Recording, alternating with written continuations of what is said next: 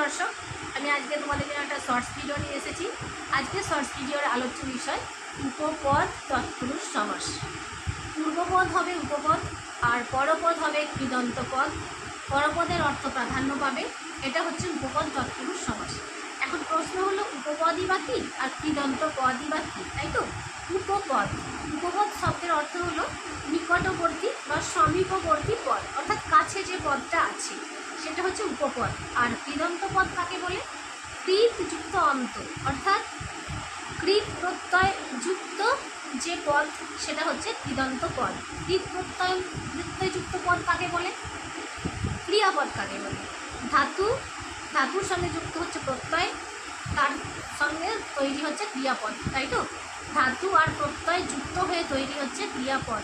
তাহলে ধাতুর সঙ্গে যে প্রত্যয় যুক্ত হচ্ছে হয়ে ক্রিয়াপদ তৈরি করছে, এই ক্রিয়াপদটাকেই বলছি কৃদন্ত পদ। কেন বলছি না, এই কৃদন্ত পদের অন্তে কৃত প্রত্যয় আছে। এবার বোঝা গেল কৃদন্ত পদ আর উপপদ কাকে বলে।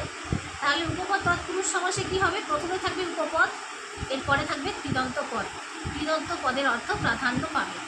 যেমন ধরো ইন্দ্রজিৎ, ইন্দ্র আর জিৎ দুটো পদ রয়েছে। জিৎ অর্থাৎ কি? জয় করা, এর সঙ্গে জিতের সম্পর্ক। তাহলে ইন্দ্রকে জয় করেছে যে, বা ইন্দ্রকে জয় করেছেন যিনি, ইন্দ্রজিৎ।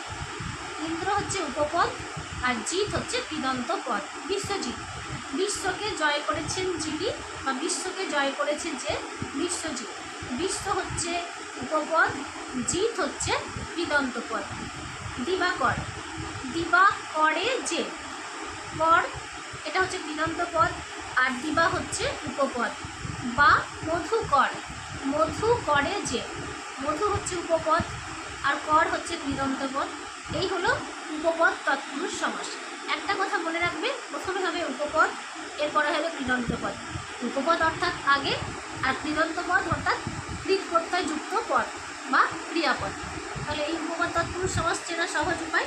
এরপরের ভিডিওতে আমি নিয়ে আসবো ক্রিয়া বিশেষণ তৎপুরুষ সমাস।